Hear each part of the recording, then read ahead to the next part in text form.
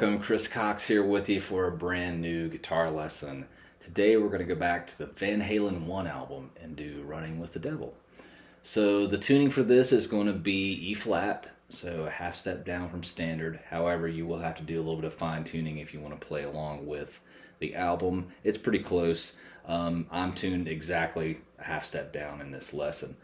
So we'll go ahead and get started. We're going to cover every lick, every fill, the guitar solo, all the rhythm guitars we'll go to in great detail. And so let's go ahead and get started. Okay, so we're going to go through that introduction part of the song where basically you hear Mike Anthony just play just that one E note on the bass. Edward does a little harmonic right before he kicks into that main lick. Is just a... And it's right there, I believe, at the 5th fret. So when you do these, you're not actually fretting. So you're not actually pressing the strings down. You're just laying your fingers gently across the strings. But instead of how we normally fret in between the 2 frets to get a sound, this one we're going to actually lay our finger right across that 5th fret and then just... And then... Edward kind of slides into the main riff. So again, laying that first finger across the 5th fret, the actual 5th fret, and just straight down the G, B, and high E string, those little harmonics. Then you basically just kind of just hammering on that, with your finger somewhere down here on the upper part of the neck on the low E, and then come in and kind of sliding into this part. So this will be the main riff of the song. So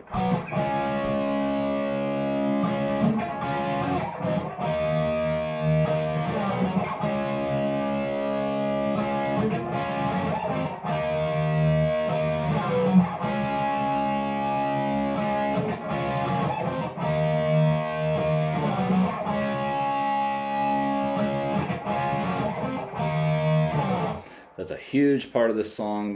That lick's gonna come back over and over again. So we're gonna go down and break every part of it down. So we're gonna take and flatten our first finger out across the D and G string, and we're gonna be shifting from the 5th fret to the 7th fret pretty fast. So it's gonna be so quick.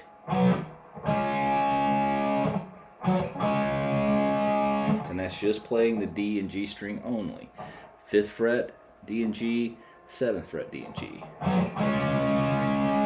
Now, one of the things that you want to do is when you play that first, this is actually would be a C5, part of a C5 chord, but you're just doing this, you're kind of muting that first part quick before you go into the 7th fret. So it's like so I'm doing and then stopping the string noise. So it's, if you just do you hear the difference there?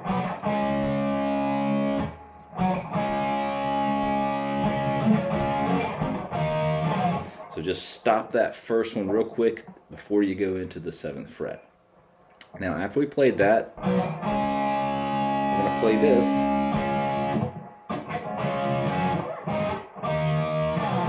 So there's these, I kind of refer to these as scrapes or almost like ghost strokes on the guitar, these little little scrapes that you do. So again, kind of like the harmonic we went through earlier, but we're not actually going to have a harmonic. We're just muting these strings before we actually fret anything again. So it's like a quick, down up. So you're doing the, and then a down up. We'll do that one more time. Then we do so we're going to be again barring our finger right across the 7th fret of the D, G, and B, and then we do so first we play these three notes together on the 7th fret. Then we're going to grab this 8th fret of the B and the 9th fret of the D string and do it. And you want to make sure that you're playing all 3 of these strings together so you actually can hear that chord ring out. Now we're going to shift that shape 2 frets down. So this will be 1, 2, and do a. Now Now that one's going to be, your first finger is going to be barred across the D, G, and B on the 9th fret. You're going to have your middle finger here on the 10th fret of the B, and then your ring finger is going to be up here on the 11th fret of the D. You do a, so it together, we'll go real slow and play it through a few times.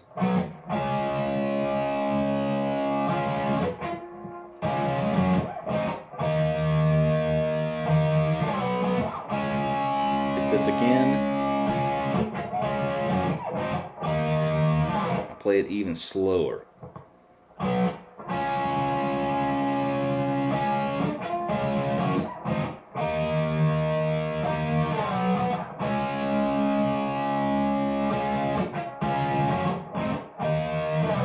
So it's almost kind of like these two licks are almost mirroring each other. But the first part you're doing a, and then you're coming back into a, so you're kind of reversing it. So we start off here with the 7th fret, but here we start off with the D and B before we go to the 9th fret. So together, play it again on the pick scrapes. Now we go into the first verse. So it sounds like this.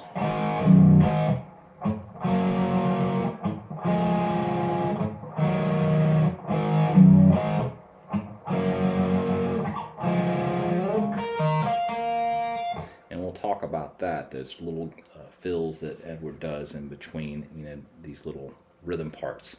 So after we do the, you're going to want to pull your volume down and then come up to here and go. Now that's going to be an A5 to start with, so that's an open A. Your first finger is going to be on the 2nd fret of the D. You're going to play those two strings together, the A and the D, and go. And that's going to be 3rd fret of the G. But again, you want to stop and, you know, not let everything ring out from the A and D when you go to this 3rd fret. So you kind of got to let pressure up off of the first finger. So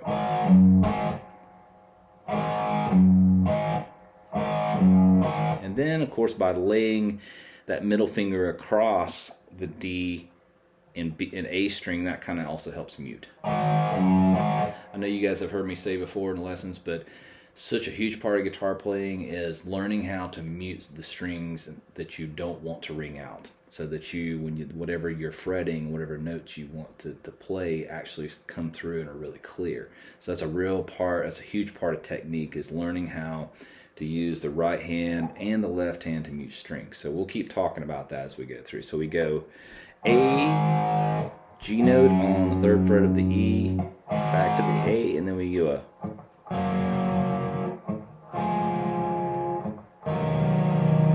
So let's go through that. So before we play, these are little intervals that we're playing here. This first one is a major 3rd interval, so it's just you're going to hit a muted A, so open A. So that's going to be 5th fret of the D, 4th fret of the G. We're going to move down. Now that's going to be, again, hitting that open muted A. And now we're going to be playing a minor 3rd. So this is going to be 4th fret of the D and then 2nd fret of the G. So we have this so far. And then it ends up with that. So that's going to be your fretting on the 2nd fret of the D string, and you're playing the open G. So let's go through that really slowly again.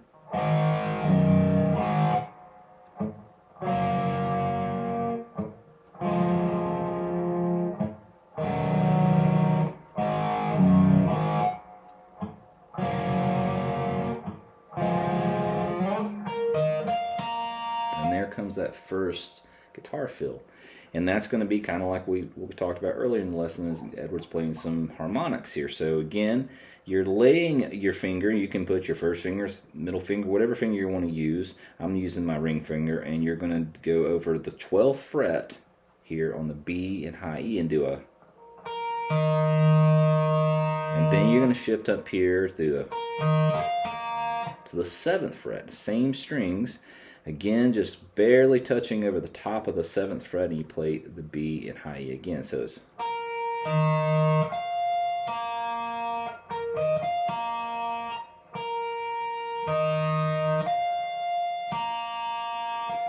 And we'll kind of play that in time.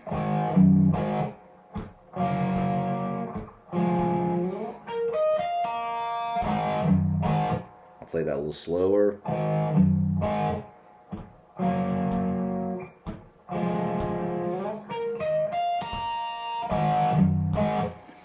So that goes through several times. On the last pass through, we have one change. You're going to play the E5 chord right there before we go back into that main guitar riff again. So that E5 chord is going to be low E, 2nd fret of the A string. So just E and A played together, and then we go right back into what we already know.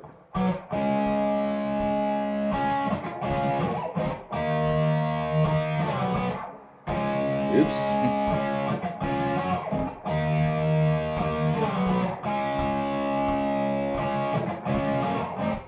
Slowly.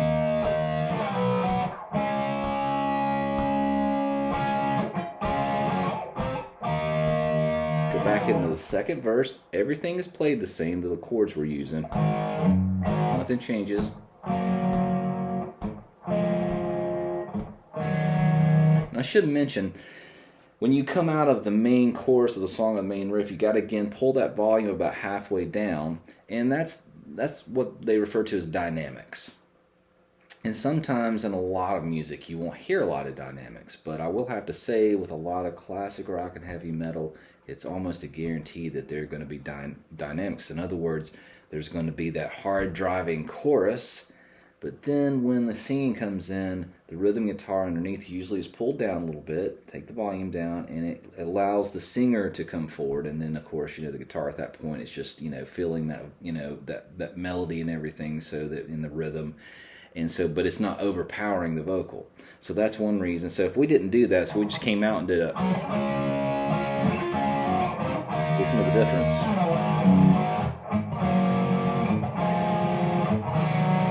Not really any change there, but if I come in and I've got full volume,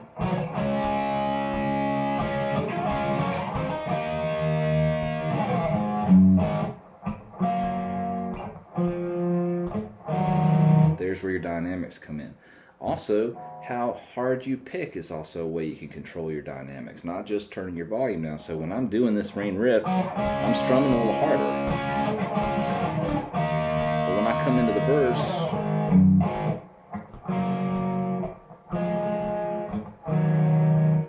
so that's what dynamics is referred to. So we're into the 2nd verse. We've played this through. We're going to do now, I guess, the 2nd fill. So it's...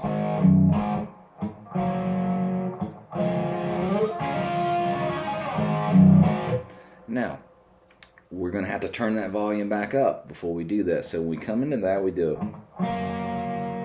pull your volume back up, and we're doing a trill.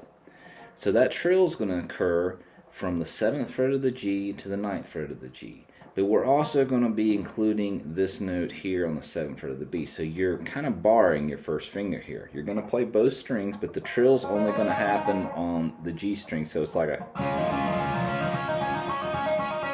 So it's very chordal. I guess this will be considered like a double stop lick. So, but it's a really fast...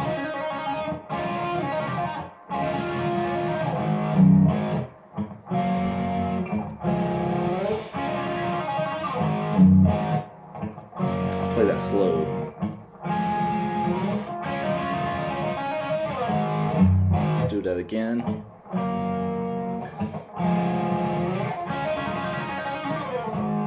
And then you gotta, when you come back in, you gotta pull that volume down again.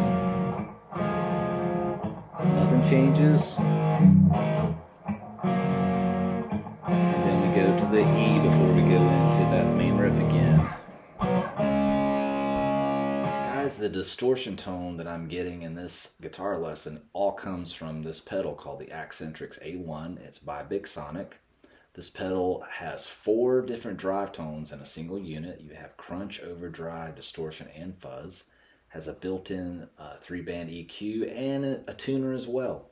So the link will be in the description of this video. Go check them out. You can purchase directly through their website. They're also available on Reverb. This main lick, this little arpeggiated lick I'm getting, the solo starts with, I have seen people in a lot of tab books and things like that, it has all that like kind of basically performed here on, like, you know, played in that 14th fret of the D, G, and B, and then the 12th fret. So you kind of got to cram a lot of those notes into that one fret. I basically just decided to kind of transpose that up higher. It's the same exact notes, but it's just a little different than what you might see in a tab book. So the first part is, okay, so we start here on the 10th fret of the B, and we do, so that's going to be 10th fret of the B, 9th fret of the high E, 10th fret of the high E, and then 12th fret. And then we come back to the 10th fret of the high E. Now you're going to play that 10th fret there twice, and on the second time you strike it, you're going to pull off from 10 to 9 on the high E. So we have this so far.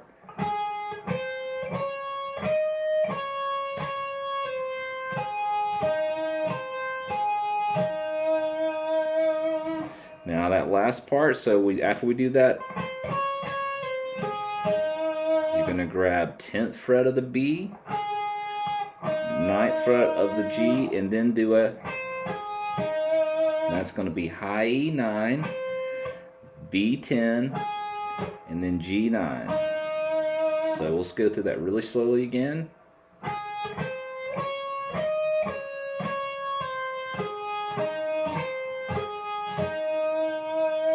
And then vibrato. Now, we're just going to move that exact same lick down 2 frets. So 1, 2, and play the same exact thing.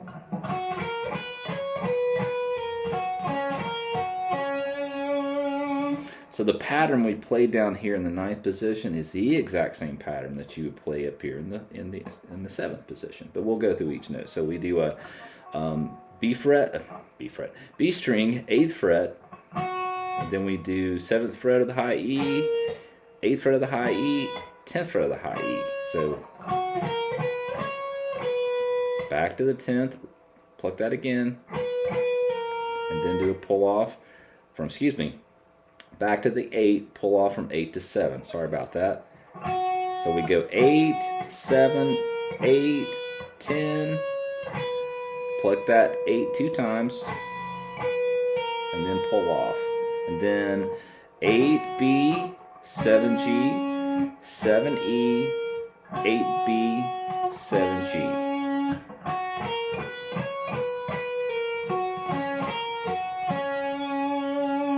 So let's go through slowly what we have so far. And I can, Edward kind of slides into this.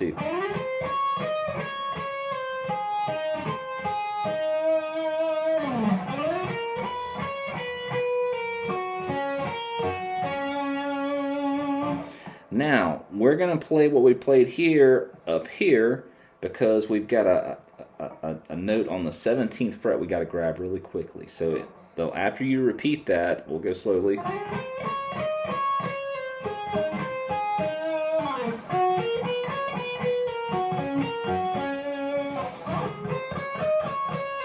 So it's the same exact thing we played here, just we're going to shift everything down here, and you're going to bar your first finger across the 14th fret of the G and D and go so it's going to be 14G, 14B, 15B, 17B. And you're going to do the same thing as kind of the same pattern. So 14, 14, 15, 17. And then do that same thing, that you're going to pluck that 14th fret of the B string twice and then pull off from 15 to 14.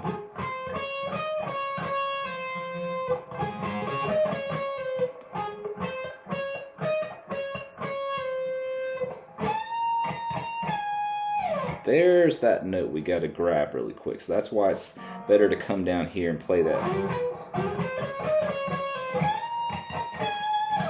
So we go here to the 17th fret of the high E. We're going to do a full bend, so that means a whole step.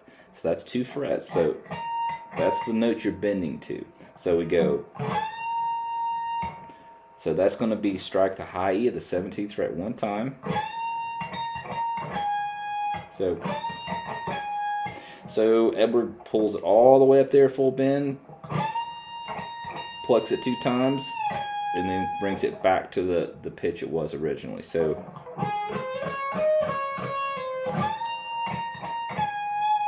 and a little bit of vibrato there on the end, and then we do a so we're also going to play that other riff right in here. So again, so we can grab these notes really quick, but it's kind of the same similar thing.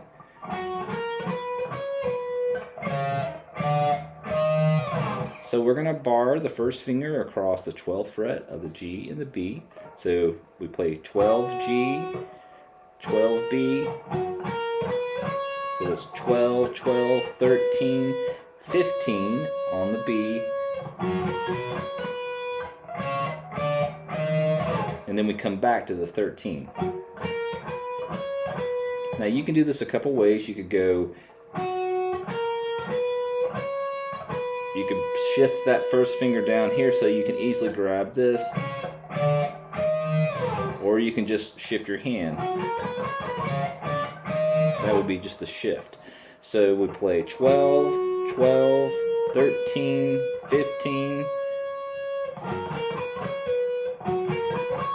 and then we finish right there on the 13th fret of the B before we do this.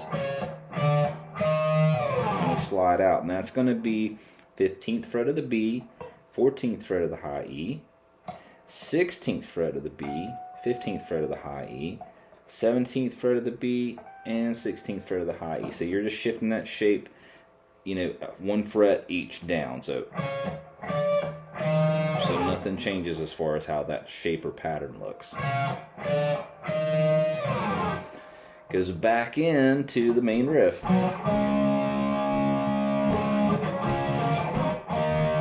So that's the entire guitar solo. There's only really one more part that we have to learn, and that's going to be the last fill in the final verse. Now, the song ends with a guitar solo, but the guitar solo is exactly the same. Nothing changes. So if you've learned what we just went over, at the very end of the song, you're going to repeat that again. So we go into that third and final verse when we're doing the...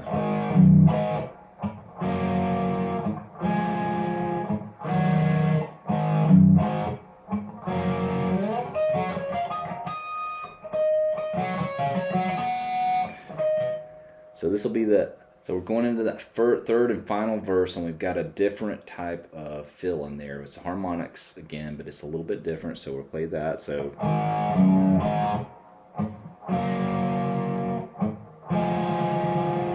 nothing changes there.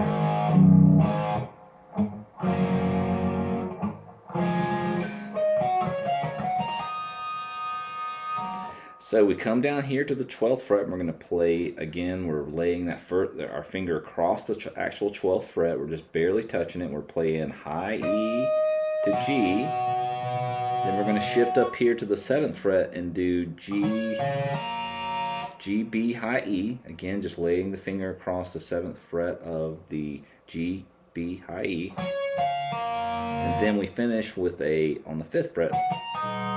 And same thing, laying your finger across the 5th actual fret, and then just barely touching it. Don't push down too hard so you can get those harmonics. So it's...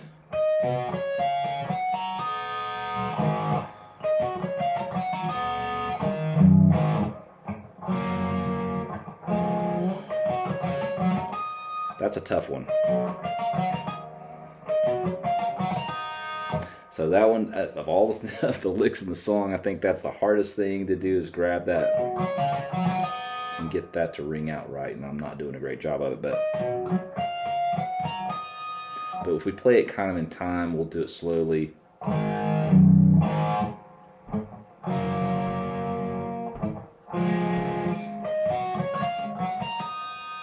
So it's...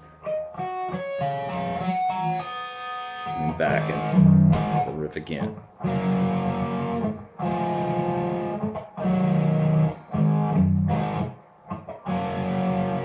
Nothing changes. Go to the E, play the song, you know, the same riff. Goes through, it'll play that riff a few times, goes through the solo again, comes back to the main riff, and just kind of choruses out.